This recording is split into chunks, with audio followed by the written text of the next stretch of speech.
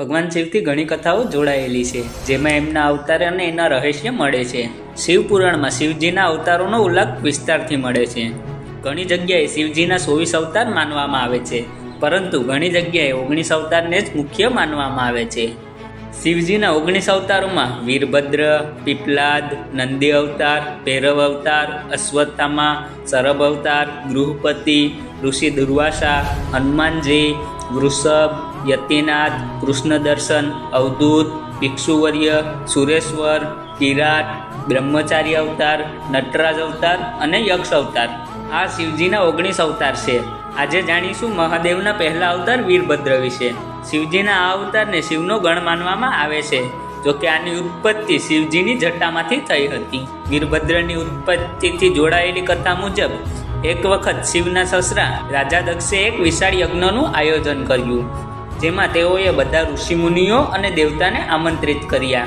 પરંતુ રાજા દક્ષે આ યજ્ઞમાં સતી અને શિવને ન બોલાવ્યા. તેમ છતાં સતીએ ત્યાં જવાની જીદ કરી, જેનાથી વિવેશ થઈ શિવજીએ તેને જવાની આજ્ઞા દીધી. યજ્ઞમાં સતીના પિતા દક્ષે શિવજી વિશે ખૂબ આડું-અવળું કીધું. પોતાના પતિ વિશે આવું તેનાથી ના સાંભળાણું, જેથી તે સળગતી અગ્નિના કુંડમાં પડી ગઈ. જ્યારે આ વાતની ખબર મહાદેવને થઈ ત્યારે તે ખૂબ ક્રોધિત થયા અને પોતાના માથામાંથી એક જટાને ખેંચી તેને પર્વત ઉપર પટકાવી. શિવજીની જટાની પૂર્વ બાજુથી શિવજીનો પહેલો અવતાર વીરભદ્ર પ્રગટ થયો, જે મહાભયંકર હતો.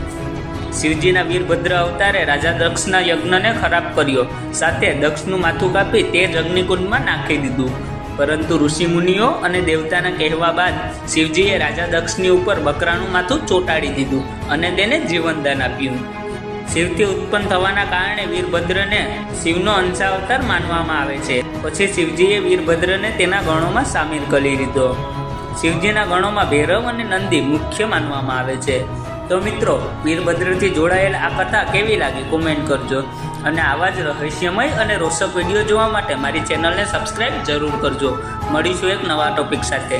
ત્યાં સુધી જય શ્રી કૃષ્ણ.